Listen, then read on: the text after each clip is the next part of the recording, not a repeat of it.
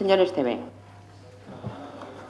Bé, són contínues les queixes dels usuaris de un poc més edat de la nostra platja per les deixalles que s'encontren a vora mar, quan van a prendre el bany. Llaunes, papers, bosses de plàstic, etc. Que són contínues les queixes d'usuaris, sobretot de més edat, de la nostra platja per les deixalles que s'encontren a vora mar quan van a prendre el bany.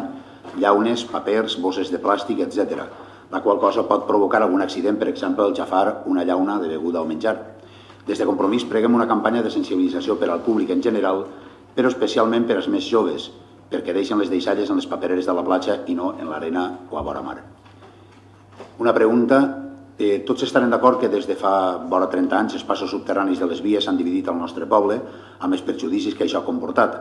Des de Compromís, amb data 23 d'octubre del 2013, enviarem al nostre diputat en Madrid, Joan Baldoví, una esmena als pressupostos generals de l'Estat reclamant una partida en els pressupostos del 2014 per al soterrament de les vies al pas per Puçol, per evitar veure el pas dels trens quan es faig el tercer carril a vora 200 km/h. Clar, amb un sol diputat la força es pot fer és molt poca. Per aquestes dates es va preguntar al senyor Galcerà i a la senyora Carceller quantes vegades havien demanat o si s'havia demanat alguna vegada als seus diputats una partida pel soterrament de les vies. I literalment van contestar que la senyora Carceller va dir no l'havíem pensat. Com que si no es contemplen els pressupostos generals de l'Estat és com si no existira, la pregunta és, pensen demanar per als pressupostos generals de l'Estat del 2015 al govern de l'Estat format per els membres del Partit Popular una partida per soterrar les vies al seu pas pel nostre poble? Una altra pregunta. En el darrer Consell del Bisbe Herbàs, li vaig dir al senyor Salva que li ho recordaria, estem més dos en el Consell, però el regidor és Esteve, José María, la directora va reclamar la reparació urgent dels vàters de primària. Literalment va dir, si venen de la Conselleria de Sanitat, clausurarem els serveis. Fan un olor insuportable. I clar, la inversió pot ser costosa, però la salut dels xiquets està per damunt d'això. La pregunta és, van a reparar els serveis abans que comenci el proper curs? Un prec. Els desaigües que hi ha en el pont del Caminàs, al seu pas sota les vies del tren, cada vegada que passa un vehicle cap amunt, des de fa ja prou de setmanes fan un soroll molt molest, sobretot a altes hores de la nit que els veïns tenen que suportar dia rere dia. Preguem la seva reparació urgent amb una solució estudiada pels tècnics, doncs comprenem que es tracta d'un assumpte complicat pel constant pas de vehicles de tot tipus i especialment els vehicles pesats i que només poden creuar el poble per aquesta circunvalació. Una pregunta. En la darrera comissió d'urbanisme vaig preguntar per què després de tant de temps, de tants anys, encara no s'ha enllaçat la circunvalació Mercè Rodoreda amb l'antiga carretera a Barcelona per la descongestió del trànsit del Caminàs, què significaria la seva apertura. Per les explicacions que em va donar el senyor Galcerà, per exemple, vaig arribar a la conclusió, i és així, que l'Ajuntament del nostre poble ni ha pintat ni pinta res en la Generalitat Valenciana. La prova és que va passant el temps i, com sempre, els perjudicats són tots els ciutadans de Puçol. La pregunta és, pensen que s'obrirà la nova circunvalació dins d'esta legislatura?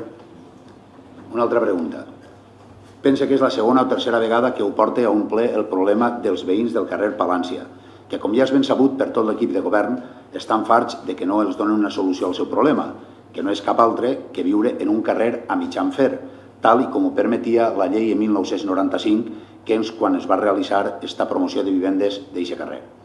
Com saben, queden unes 6 fanecaes de diferents propietaris que linden en el vallet per la part nord i com el sòl és rústic i no està ballat, els amos de gossos els porten a cagar a aquests trossos. Els que tenen cavalls també aprofiten perquè facin exercici, etc. Tot això fa que els veïns d'aquest carrer tinguin problemes afegits. Les preguntes són, pensen donar-los algun dia una solució? I l'altra és, per a quan? Una altra pregunta. Ja han passat 3 anys de legislatura i el que va dir la senyora alcaldessa de que aniríem a poquet fent que el valencià fos la llengua vehicular del nostre Ajuntament és més bé una utopia que una altra cosa. No devia de ser així, perquè a la fi jo estic demanant que es respecten els acords plenaris. I una vegada més li recorde que l'equip de govern va ser en el ple del 29 de maig de 2006, per unanimitat de tots els grups polítics, va aprovar el reglament d'ús i normalització del valencià.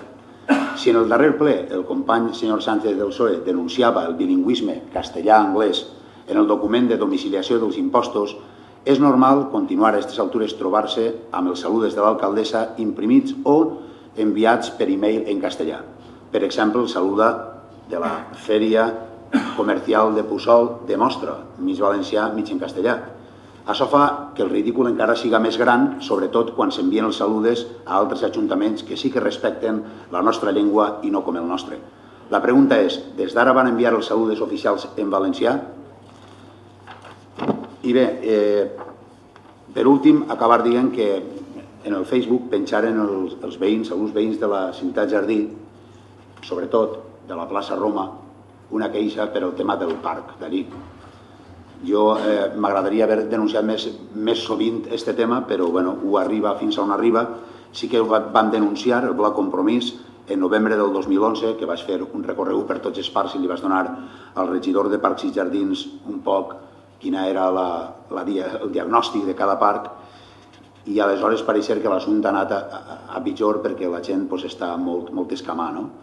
I recorde que en aquell temps, a part de que sí que estava net de cagades de gossos, tinc que dir, però hi havia una caseta de fusta, un colupi antic i un avione de fusta. I vaig dir, la plaça és molt gran, però més que diversió convida a la tristor. Era un poc tercermundista. I es veu que la gent està prou escaldada, que de fet havien dit de vindre avui al ple, però per les hores, per els punts que hi ha. Gràcies, res més.